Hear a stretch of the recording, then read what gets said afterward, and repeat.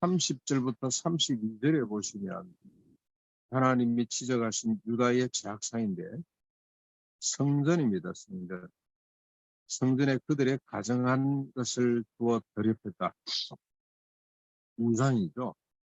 예루살렘 성전에 우상이 들어간다는 상상할 수 없는 일입니다만 이게 벌어지고 있는데 어떻게 이런 일이 가능할까?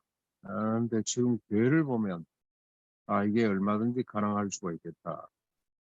교회에서 복음이 증거되기보다는 고지론, 중심부론 이런 것들이 증거되고 있는데도 사람들이 판단을 잘 못하고 있다는 생각이 들고 심지어는 이 물질 만능주의 경제 성장 이게 마치 복음인 것처럼 그렇게 선포되고 있는데도 불구하고 이 판단이 잘 안 되는 걸 보면 그때나 지금이나 비슷한 상황이 아닌가 하는 생각이 듭니다. 그리고 또 흰놈의 골짜기에 법의 사당을 건축하고 자녀를 불살하는데 더 이상 법의 신한 흰놈의 골짜기라 불려지지 않고 죽음의 골짜기라고 불려지게 될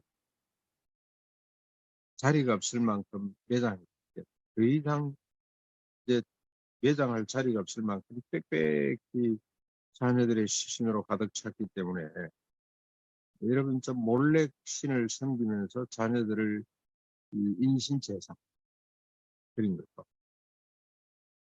이런 일이 벌어지고 있었는데 하나님이 지적을 하고 그리고 33절로 34절 계속해서 하나님의 고발이 이어지는데 백성의 시체가 고발이자 또 판결이죠. 시체가 새와 짐승의 밥이 되어도 쫓아낼 사람이 없을 것이고 유다 성읍들과 예루살렘 거리에서 기뻐하며 즐거워하는 소리, 신랑 신부의 소리가 다 끊어지게 될 것이다. 그들의 죄악 상태. 그리고 계속해서 1절로 8장 1절로 3절까지에도 하나님의 최후 이 법정 결론이라 그럽니까 이게 사람들이 왕들, 지도자들, 제사장들, 선지자들, 주민들의 뼈를 묻음에서 끌어내서 그들이 사랑하며 따르며 구매하며 경배하던 해와 달과 별 아래 펼쳐 놓을 것인데 그것이 분토가 되어도 거둘 사람이 없을 것이다. 그리고 살아남아 있는 자들 심판을 어떻게 모면하고 살아남기는 했습니다만 남은 자들이죠. 사는 것보다 죽는 것을 더 원하게 될 이럴 때 사람이 차라리 죽는 것이 더 낫겠다 하는 이런 끔찍한 재앙을 맞닥뜨리게 될 것이라고 하나님이 직접 판결문을 낭독하십니다.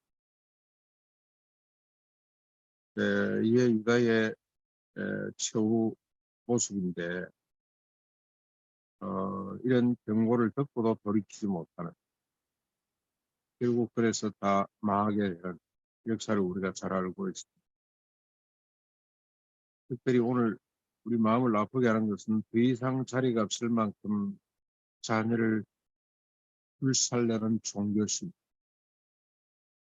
하나님을 섬기면서 이게 가능했을까? 오늘 우리에게 주는 교훈은 뭔가 이게 우리하고 너무 거리가 먼 이야기가 아닌가라고 생각할 수 있지만 그러지 않은 우리 이 지인들 가운데도 이런 사람이 있습니다. 자녀가 그냥 자기 수준대로 살도록 내버려 두지 이 부모 수준만큼 끌어올리려고 그러다가 뭐라 그럽니까? 열등의식에 사로잡혀서 아직까지 나이가 40이 넘도록 아직까지도 중심을 못 잡고 있는 자녀들이 많거든요. 너무 안타까워요. 그냥 내버려 두지. 응? 있다는 것 자체가 소중한 나라가 하나님의 나라인데 성경에 보니까 누가 크냐 다툼이 벌어졌을 때 누가 오른쪽 왼쪽 앉을 것이냐 다툼이 벌어졌을 때 예수님이 어린아이 하나를 데리다 놓고 천국에서는 자기를 낮추는 자가 크다고 이렇게 시작해서 심지어는 있다는 것 자체, 그 대상이 있다는 것, 그 어떤 모습으로 있는지 그게 장애인이든 아니면 정상이든 그게 성공한 사람이든 실패한 사람이든 세상적으로 아무 중요한 것이 아니고 있다는 것 자체, 내가 아닌 또 다른 사람한테 있어도 천국 열쇠를 사용할 수 있다는 천국의 비밀을 쭉 설명을 하고, 90마리보다도 집에 있는 90마리도 잃어버렸다가 다시 찾은 한 마리로 인해서 더 기뻐한다. 잃어버렸다는 것은 시원찮다는 거 아니겠습니까?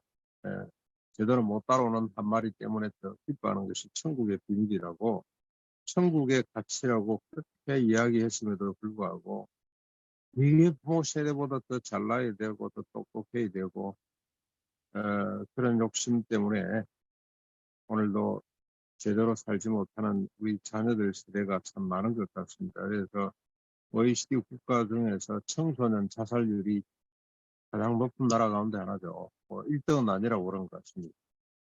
1년에 약 한 3만 명 이상이 자살하는, 그 다음에 학교 적응을 못해서 쫓겨나는 아이들이 한 10만 명 가까이 된다는, 보통 심각한 일이 아니라는 생각이. 부모 욕심 때문에 이게 왜 뭐 자녀들을 불살라서 인신제사 드리겠습니까? 뭐 하려고, 자녀를 위해서가 아니겠죠. 부모 좋으려고 한 것처럼. 오늘 이 시대도 우리로 하여금 자녀들을 돌아보게 만드는 말씀입니다. 우리는 자녀들에 대해서 어떤 가치를 갖고 있는지 한번 살펴볼 수밖에 없는 귀한 말씀이라는 생각이.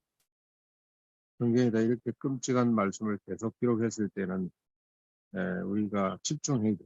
한 번도 아니고 반복해서 계속 말씀하고 있는데 집중해서 잘 살피고 우리뿐만이 아니고 한국 사회를 살피는, 그래서 하나님이 가나안을 아직까지도 이렇게 대체하지 않고 세워놓으신 이유가 계속해서 우리가 이런 가치를 공유하도록 해놓은 것이 아닐까 하는 생각이. 김용기 장로는 자녀가 5인데 아무도 정상적인 대학을 보낸 적이 없습니다.